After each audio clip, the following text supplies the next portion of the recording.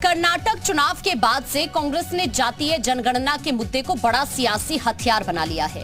कांग्रेस की कोशिश यूपी में भी इस मुद्दे को बड़ा बनाने की है। इसकी पहली तस्वीर 15 जून को मथुरा से सामने आई, जहां कांग्रेस कार्यकर्ताओं ने जातीय जनगणना के मुद्दे को लेकर सम्मेलन आयोजित किया।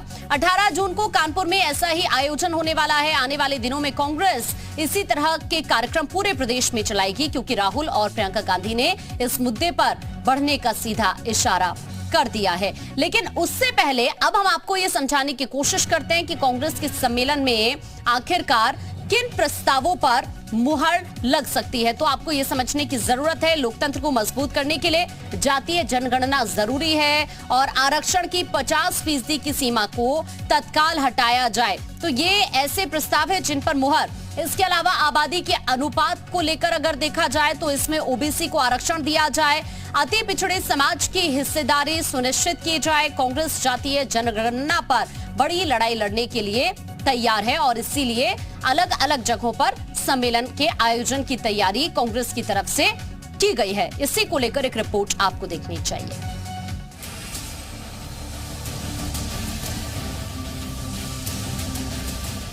जातीय जनगणना और ओबीसी आरक्षण वर्तमान वक्त की राजनीति में सबसे अहम मुद्दे हैं।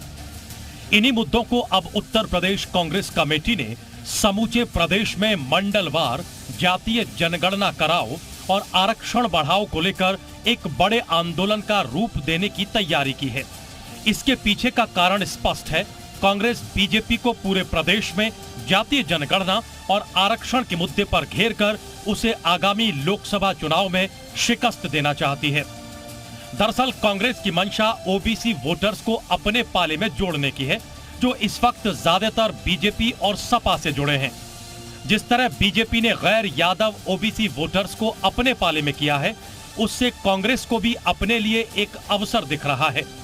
यही वजह है कि कांग्रेस ने भी जातीय जनगणना पर वही स्टैंड रखा है जैसा कि ओबीसी वोटर्स की हिमायती क्षेत्रीय पार्टियां रखती रही हैं। मथुरा के बाद अब कांग्रेस कानपुर में भी जातीय जनगणना को लेकर एक बड़ा सम्मेलन करने जा रही है। 18 जून को होने वाले इस कार्यक्रम को लेकर कांग्रेस तैयारी में जुटी है। ये काम भारतीय जनता पार्टी करती है। कांग्रेस पार्टी तो सभी का सम्मान करती। निषाद जी निषाद समाज के लोगों ने आपको नेता बनाया है। उनके बारे में बात करिए, उनके रोजगार के बारे में बात करिए। हिम्मत नहीं आपकी सरकार से सवाल करने की, क्योंकि सबसे ज्यादा बेरोजगारी इन 9 सालों में हुई। कांग्रेस जहां जातीय समीकरण साधने की कवायद में जुटी है, वहीं कांग्रेस की रणनीति का विरोध भी होना शुरू हो गया है। बीजेपी ने राहुल गांधी पर बड़ा हमला बोलते हुए कहा कि जिस परिवार की खुद की जाति का पता नहीं, नकली गांधी बनकर घूम रहे हैं, क्या वो जातीय जनगणना कराएंगे?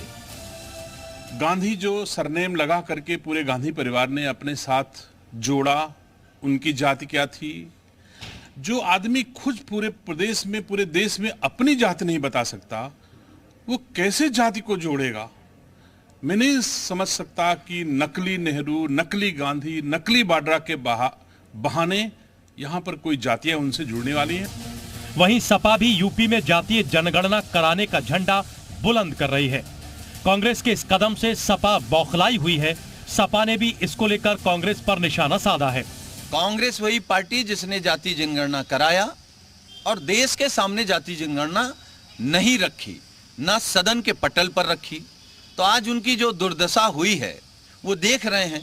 वो कांग्रेस भी अब समझ गई है कि जो मुद्दे समाजवादी पार्टी के हैं वही असल में देश के मुद्दे हैं।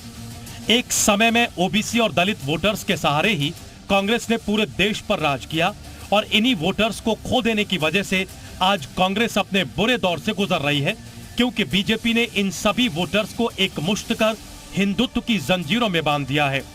अब ऐसे में जातिगत जनगणना को कांग्रेस हिंदुत्व का काट तो मान ही रही है, साथ ही ओबीसी को अपने पाले में वापस ले आने का एक जरिया भी समझती है। ब्यूरो रिपोर्ट, जी मीडिया।